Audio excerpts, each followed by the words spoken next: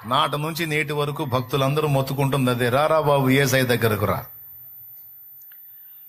ఇప్పుడు అడ్డ ప్రశ్నలకి ఒక సమాధానం వచ్చిందిగా.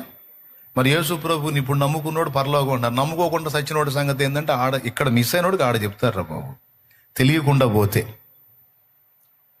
తెలిసి తిరస్కరించిపోతే ఇక డైరెక్ట్గా అబ్బాయి పాతాళానికే. పెళ్లి కొడుకైనా పెళ్లి కూతురైనా తెలిసి తెలిసి తెలిసి తెలిసి యేసయ్యను తిరస్కరించి కొంతమంది మనుషుల కోసం, కొంతమంది డబ్బు కోసం, కొంతమంది వ్యక్తుల కోసం, కొంతమంది అబ్బాయిల అమ్మాయిల కోసం, కొంతమంది అమ్మాయిల అబ్బాయిల కోసం యేసయ్యను విసర్జించిన దౌర్భాగ్యురాళ్ళు ఉన్నారు. పోతారు ఎస్కేఎన్పి అయిపోయి నరకానికి. దేవునికి స్తోత్రం. వివరించను నేను, దేవునికి మహిమ కలుగును గాక.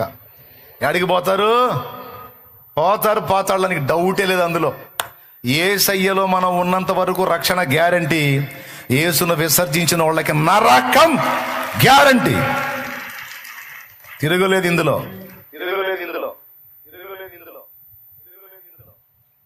తెలిసి తెలిసి తిరస్కరించిన వాళ్ళకి మామూలుగా మోగదు. పాతాళంలో, అగ్నిలో, నరకంలో. మరే నన్ను ఆ అమ్మాయి ఇష్టపడింది సార్, ఆ అమ్మాయి యేసుప్రభుని నమ్ముకుంటే నన్ను వదిలేస్తానంది, అందుకని నేను యేసుప్రభుని వదిలేశాను, ఆ అమ్మాయిని పట్టుకున్నానంటే తీసుకెళ్ళింది పోరా అమ్మాయి.